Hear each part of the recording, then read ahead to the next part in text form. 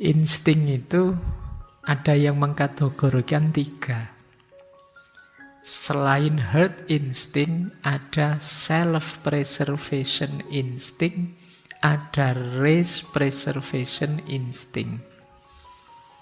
Selain dorongan untuk berkelompok, berkerumun, ada dorongan untuk menjaga diri kita.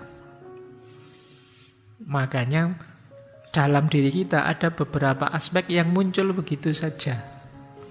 Misalnya naluri untuk mencari makanan, naluri untuk melindungi diri, tidak ingin diganggu, naluri untuk ingin tahu di situ. Orang yang ingin tahu itu kenapa? Ya biar saya selamat, ini ada banyak hal yang harus saya ketahui. Ini self preservation.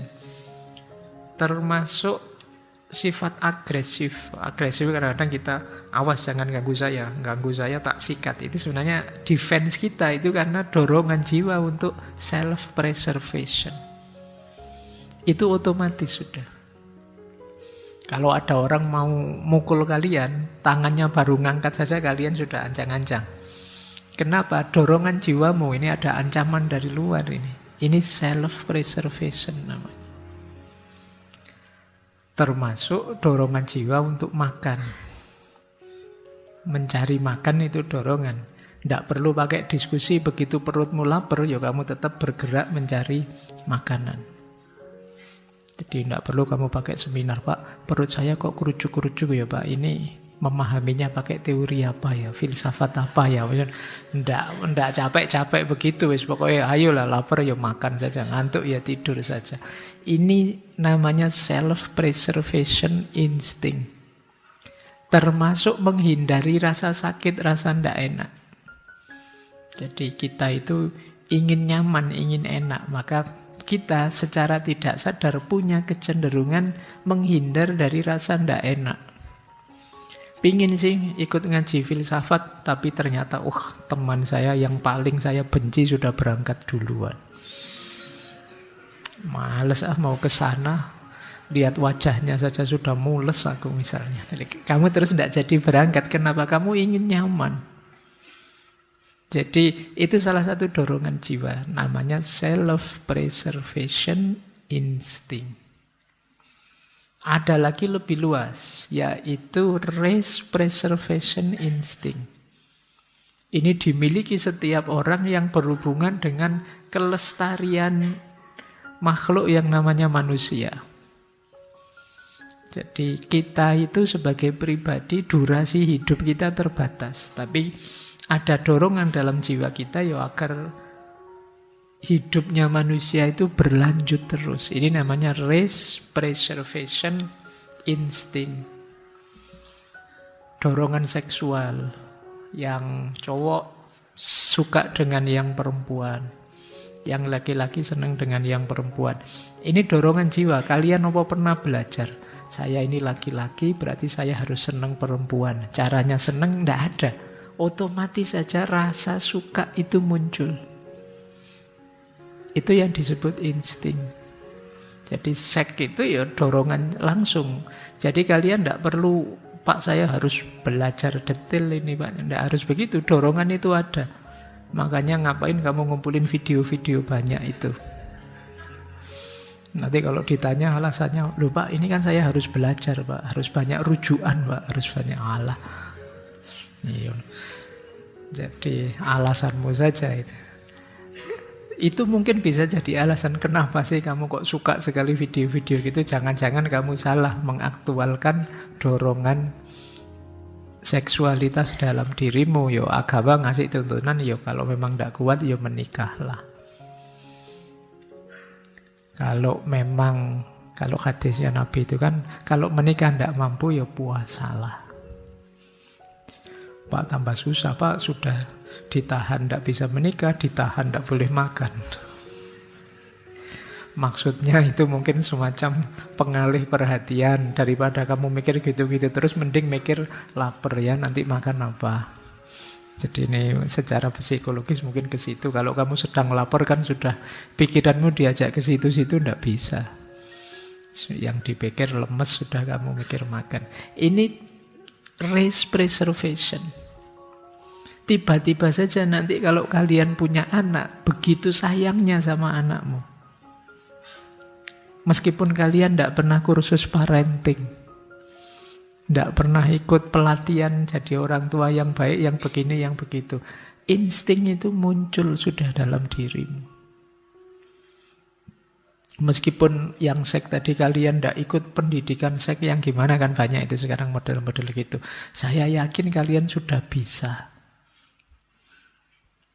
Jadi meskipun nanti mungkin ada cara-cara yang lebih manusiawi atau yang gimana ya monggo saja. Tapi dorongan itu ada.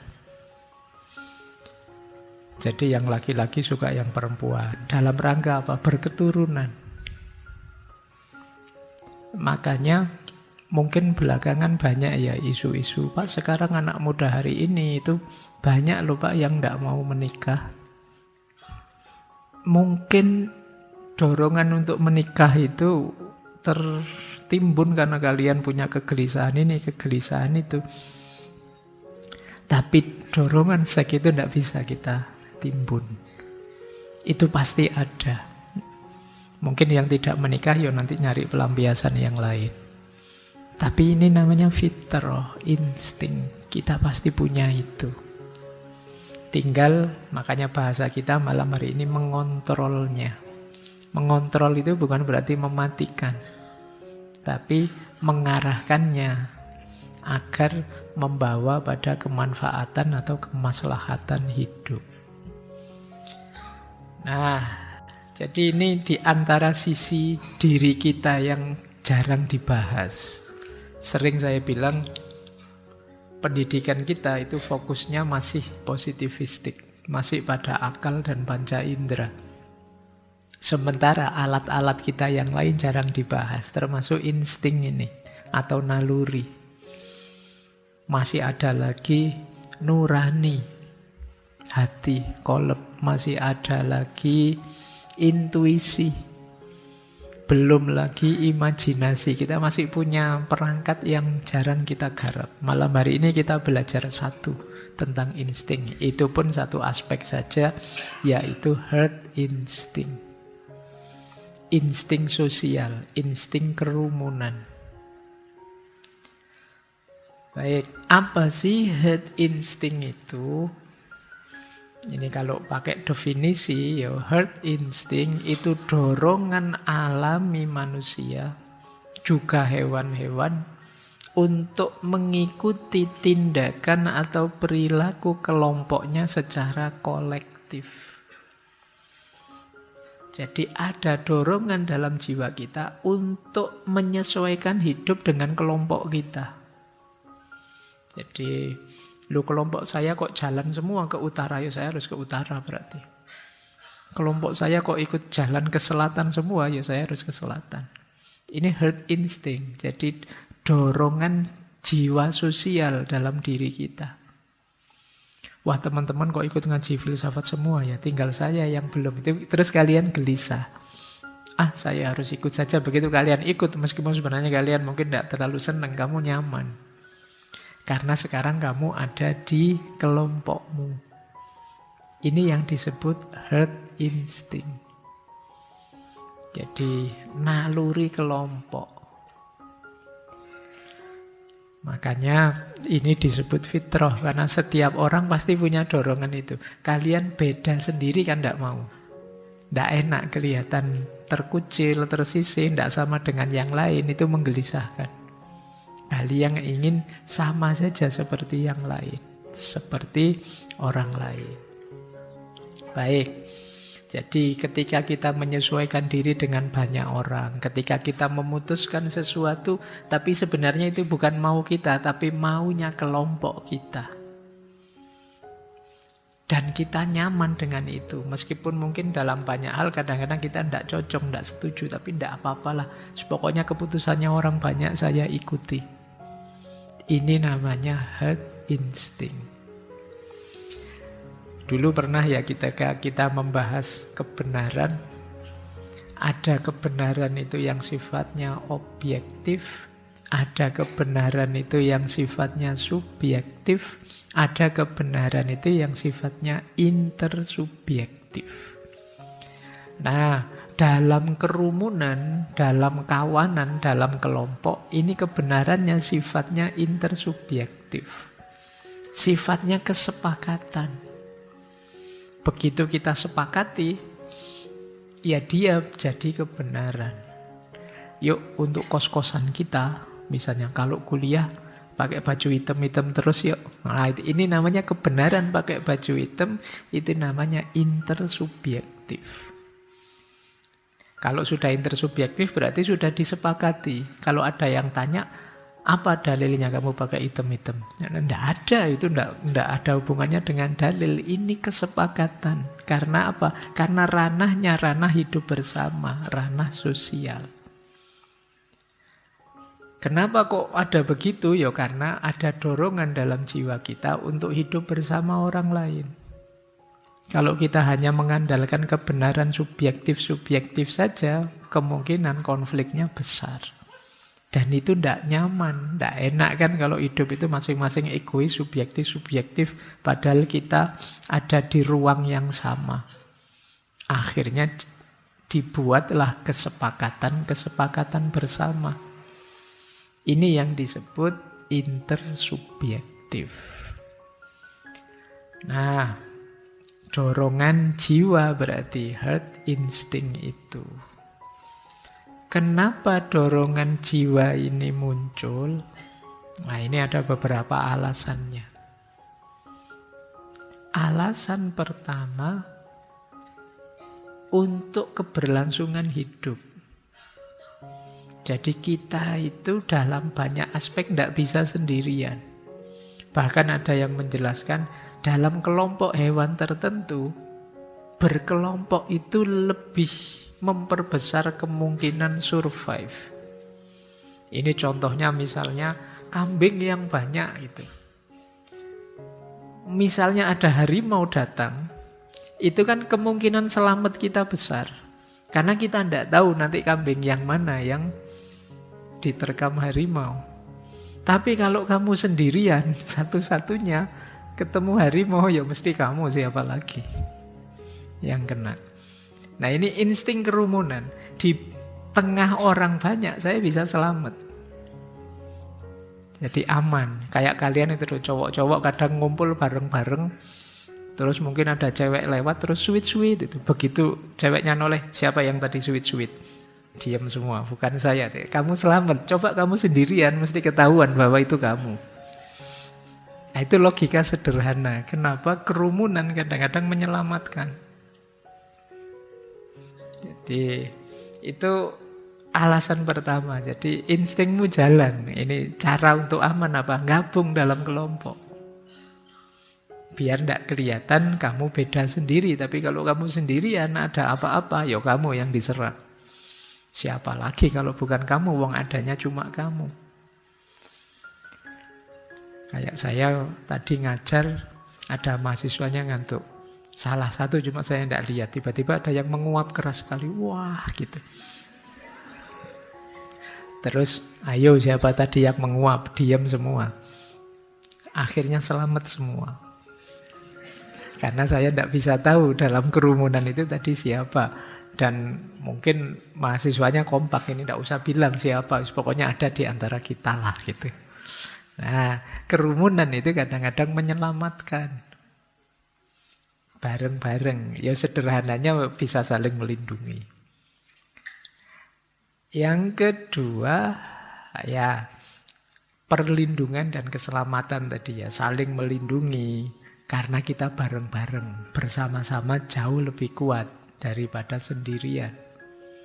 Dalam senang maupun dalam sedih. Kayak iklan rokok itu ya, ndak ada kamu ndak rame, ndak enak, ndak seneng. Kalau kamu ada, aman sudah. Kalau ada apa-apa kita bisa saling lempar tanggung jawab. Jadi, bukan saya, kan ada kamu, buat apa? Itu kayak, mungkin kalau kalian mudik pulang kampung terus ibumu marah-marah, ayo ndak ada yang mau nyapu. Itu kan kalian kalau saudaranya banyak berkelompok kan enak. Ayo kamu dong. Ibumu capek ini harus dimarahi satu-satu ya capek. Tapi kalau kamu pas sendirian di rumah, yang nyapu siapa, yang buang sampah siapa, mau ndak mau ya kamu.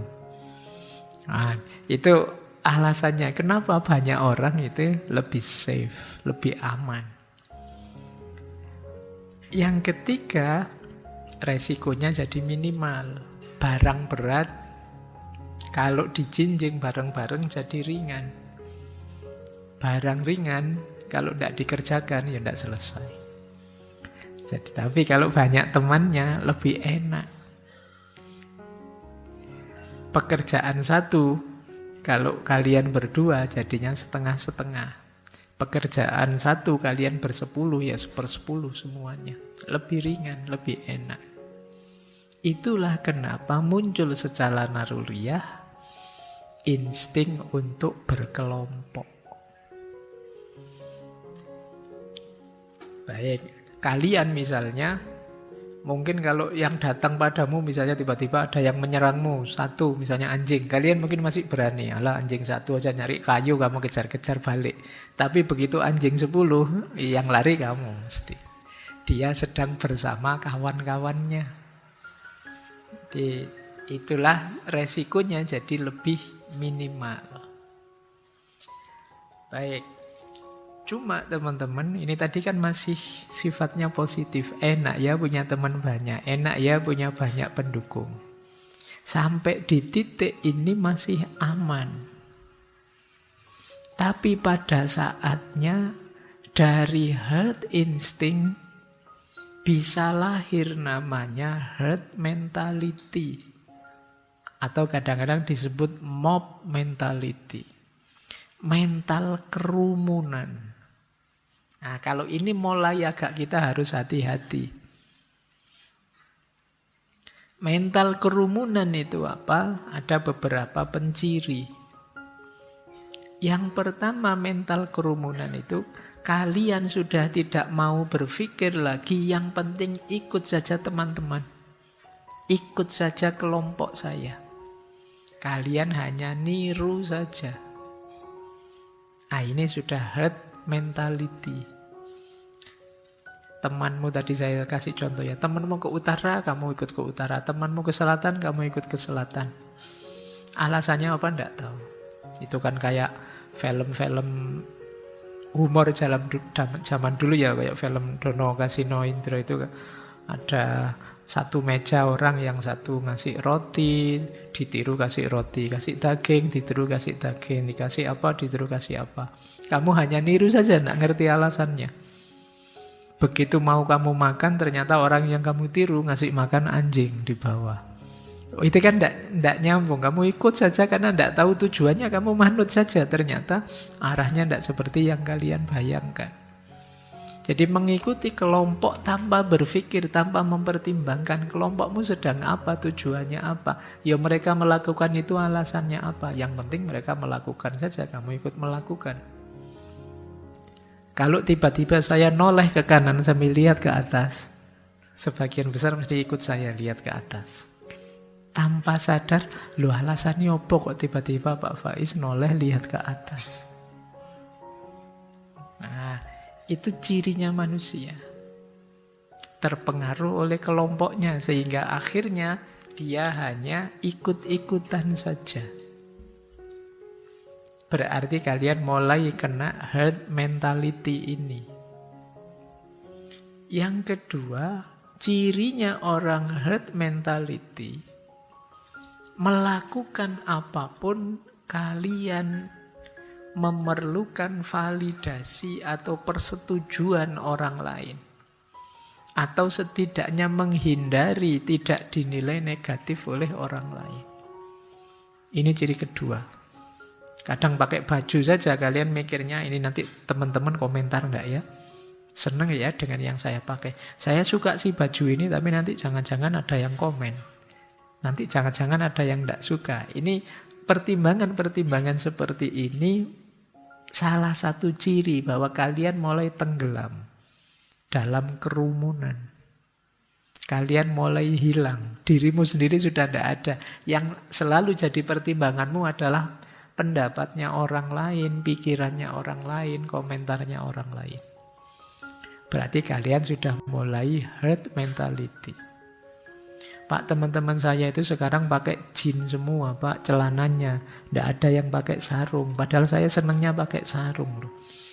Tapi kan kalau nanti saya pakai sarung sendirian, nanti saya dianggap tidak update, dianggap wah, terus akhirnya kamu memaksakan diri pakai jeans dan kamu merasa sangat tidak nyaman dan tersiksa misalnya.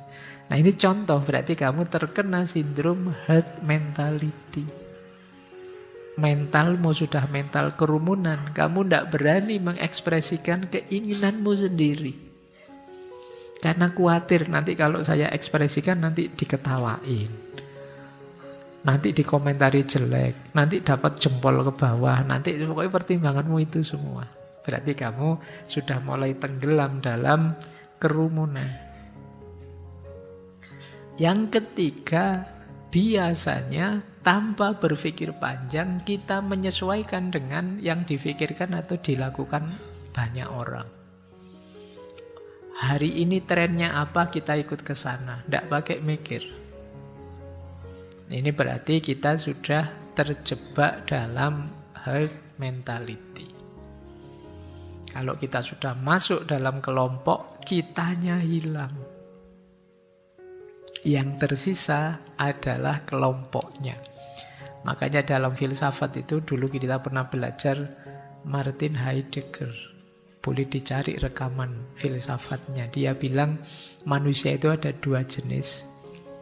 Yang pertama manusia kategori Dasein, yang kedua manusia kategori Dasman. Dasein itu manusia yang otentik. Dia bisa jadi dirinya sendiri, mengekspresikan, menyampaikan, mengaktualkan apa yang ada di pikirannya. Tapi ada manusia yang kategori Dasman, yang dia tenggelam dalam realitas, tenggelam dalam kerumunan. Dirinya tidak ada orang Dasman itu. Yang ada kerumunannya. Pencirimu tidak ada. Pencirimu adalah penciri kelompokmu. Kalian tidak unik sama sekali. Orang tidak nganggap kehadiranmu. Karena tidak memberi efek apa-apa. Ibarat main film, kalau kalian Dasman itu kalian pemain figuran. Tidak penting, hanya jadi background. Ya biar adegannya kelihatan natural, lengkap, kalian dihadirkan. Tapi kalian bukan pemeran utama.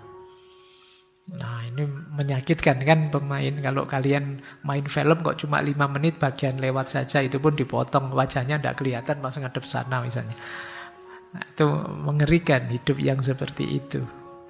Nah itu namanya Dasman. Baik.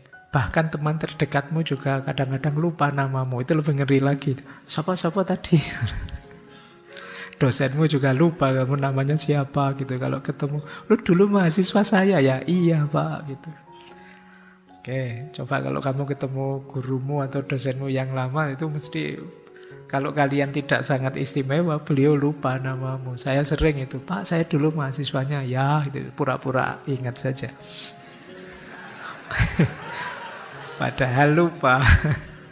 Oke ya, kenapa bisa begitu? Karena selama ini mungkin saya mengingatnya, ya pokoknya kamu temennya ini toh, sak kelas sama ini toh. Nah yang namanya saya sebut itu biasanya dia yang otentik, karena itu berkesan.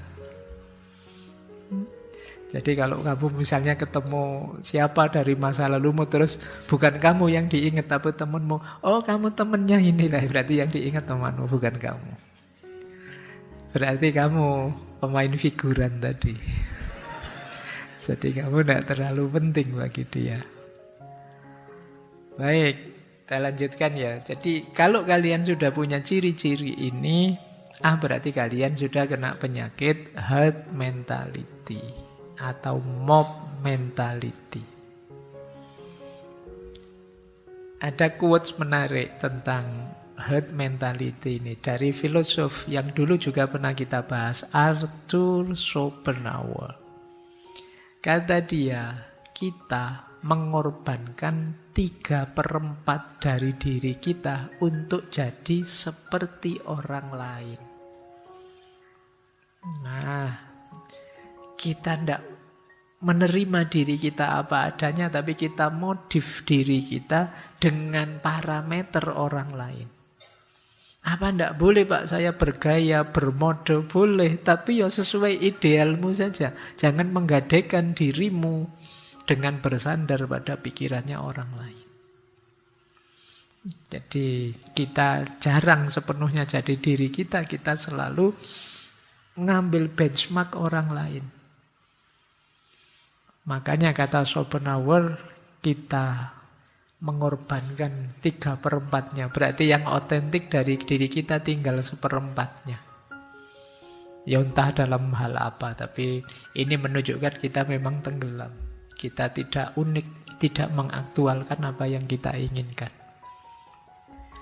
Bahkan kata Einstein, saya kutip itu, terkenal sekali quote dari beliau, hanya sedikit orang yang melihat dengan mata kepala sendiri dan merasakan dengan hati sendiri. Kamu tidak berani melihat sendiri, tidak berani merasakan sendiri. Temanmu yang satu bilang, wah ngaji filsafat itu asik loh. Yang sini, iya enak sekali loh. 3, 4, 5 temanmu bilang begitu. Kamu sebenarnya mau bilang, tidak enak, bosen saya, ngantuk saya. Kamu tidak berani. Wah kalau nanti saya bilang seperti itu, jangan-jangan teman-teman ngambek saya, wah katrok kamu, deso kamu, berarti kamu SDM rendah kamu, misalnya kamu takut.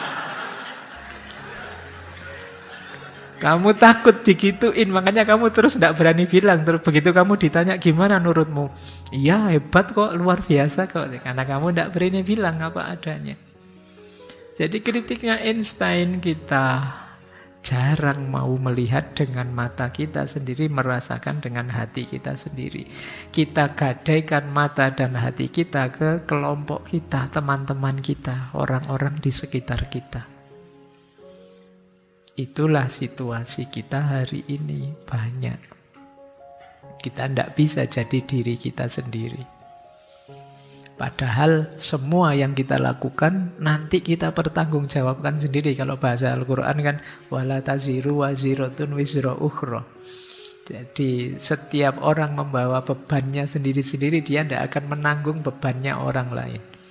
Sementara kita harus menanggung beban kelakuan kita, perilaku kita, yang itu sebenarnya bukan kita. Hanya niru orang lain. Bayangkan pahitnya, saya sering mengilustrasikan begini. Kalau kalian ikut petunjuknya orang, kemudian tersesat, itu kan pahitnya luar biasa, mangkelnya luar biasa. Sudah tidak berinisiatif, hanya ikut-ikutan, itu pun tersesat. Tapi seandainya kalian jalan sendirilah, bismillah semoga nyampe, ternyata tersesat. Itu kan mungkin ya kecewa, tapi kecewanya tidak sebesar ketika kalian sudah pasrah, sudah percaya, ternyata juga masih disesatkan. Nah itu pentingnya kita jadi diri kita sendiri. Ada lagi satu quote. Ini tokoh dulu belum lama, bulan lalu kita bahas ya, Jiddu Krishnamurti. Kata beliau, menyesuaikan diri dengan baik dalam masyarakat yang sakit itu bukan ukuran kesehatan. Maksudnya beliau apa? Kita kan sering pakai alasan adaptasi. Kita kan harus beradaptasi Pak. Kita kan harus menyesuaikan diri Pak. Iya sih, kalau yang kamu adaptasi circle-mu circle yang sehat, masyarakatmu masyarakat yang memang baik. Tapi kalau kelompokmu kelompok yang negatif, kalau temenmu toksik semua, lah ngapain kamu beradaptasi? Pak, teman saya itu Pak, grup cerewet semua Pak. Kalau enggak cerewet enggak dianggap circle-nya. Berarti kan saya harus latihan cerewet toh Pak. Nah, ini yang maksudnya Krishnamurti. Menyesuaikan diri dengan baik dengan masyarakat yang sakit, itu namanya bukan ukuran kesehatan.